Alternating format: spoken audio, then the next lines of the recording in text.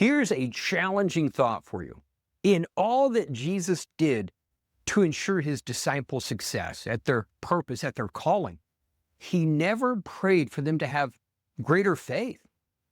Even as he prepared to go to the cross and he prayed for his disciples, he prayed for things like unity and protection, but still not asking for an increase in their faith. Now, you might be thinking, but didn't the disciples ask for greater faith? And Jesus responded by giving us the parable of the mustard seed, basically saying, look, if you have the tiniest of faith, you can accomplish amazing things. Now, he did tell Peter that he prayed that his faith wouldn't fail. And it's this unbelievably amazing demonstration of grace, because Jesus knew Peter was going to deny him 3 times. And he didn't want his discouragement to overwhelm him. He didn't want his faith to fail, that his discouragement would cause him to give up, to quit. In fact, he goes on and says, and when you've returned, strengthen your brothers. That failure didn't disqualify him from his calling. And ultimately, it's about understanding the reason Jesus never asked for more faith is about the understanding that it's not the quantity, but the quality of faith that makes the difference. That, as we'll see, the difference between great faith and little faith is about alignment. And at its foundation, faith is a decision. Now, before we go further, why is this important? God is calling for a generation that will rise up and be distinct. They'll be that living demonstration of him. So many are constrained by reasoning. They allow circumstances to dictate what they perceive as possible, to try to perceive God's will based on what's happening. But God is looking for those who will live empowered by their confidence in his character, his nature, his promises, his principles. That when others are fearful, they would be confident. That you would be able to persevere even when results aren't immediately obvious. That he would be able to release that greatness he's placed inside of you in connection with him and his word. Now, Jesus did commend those with great faith. And here's what's amazing about it.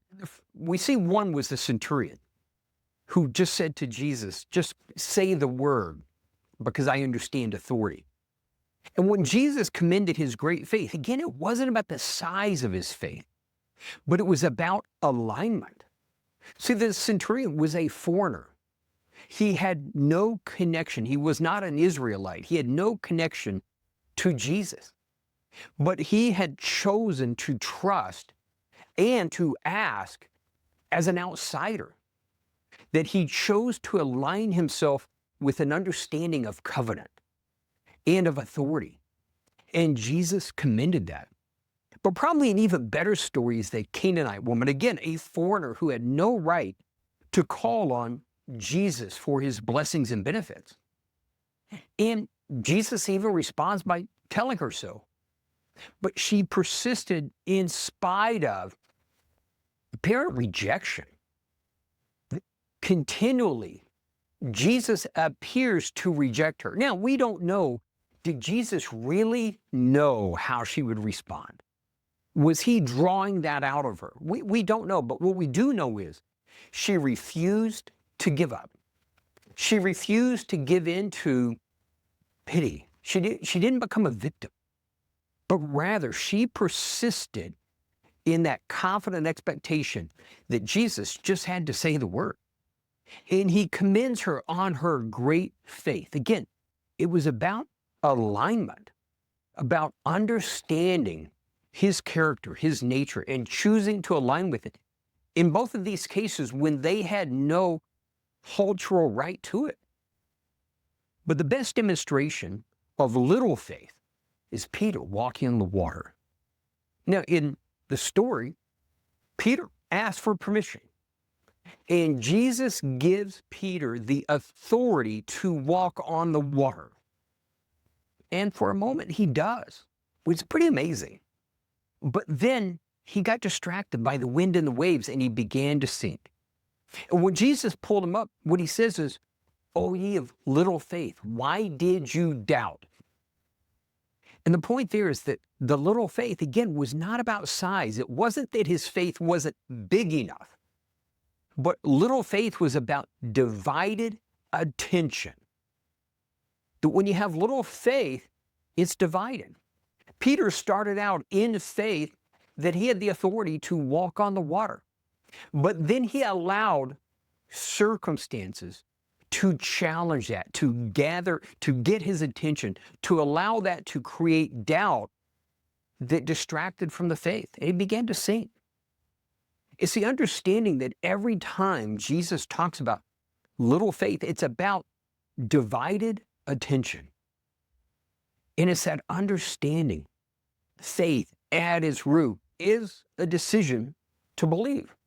It's an absolute decision to trust, despite what circumstances look like. That it's not about feeling it. It's not an emotional belief, but rather it's that recognition, that confidence rooted in God's character, his nature, his word, his principles, his promises. It's that decision that makes a difference. It's that decision to believe that regardless of what things look like, regardless of how anybody else is responding, it's that decision to believe. It's that decision to believe when the results aren't immediately obvious, when the outcome doesn't happen quickly. Is that tenacity to continue to believe, to continue to choose to believe until you do see that outcome. Faith at its foundation is about the quality of the faith. It's about that undivided attention rather than the quantity, the size, the volume.